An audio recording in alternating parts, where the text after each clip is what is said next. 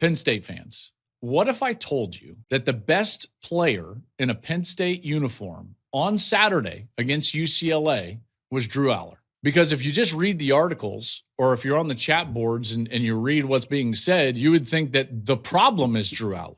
I don't think that that's accurate. I believe and I know that Drew Allar was the best Nittany Lion on the field on Saturday. That dude plays hard. Now, that's not enough, and I'm not suggesting he was perfect either.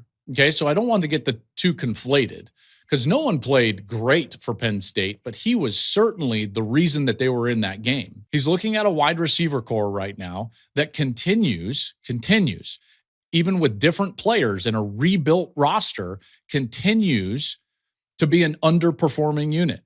And I'm not just talking about the stat sheet, because remember, as a quarterback, I don't care who catches the football, and neither does Drew.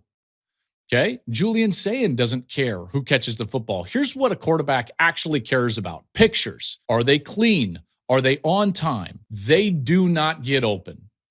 They do not run with urgency. The speed with which they play is a notch too slow.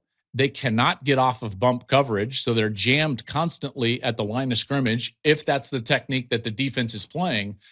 Thus, the picture is late. Thus, Allar's got nowhere to throw the football. And then he's got to escape the pass rush, which is generally in his lap because the offensive line is underperforming. And several times he escaped as not a guy that's going to threaten you with his mobility, but just with sheer courage and competitiveness, he got those first downs. Again, he ran for 5 first downs. Not all of those designed. In fact, very few of them. 3 or 4 of those are just him competing, moving the chains. All right, because when he's looking down the field, he sees guys that are not running hard, jammed, covered. That's a problem.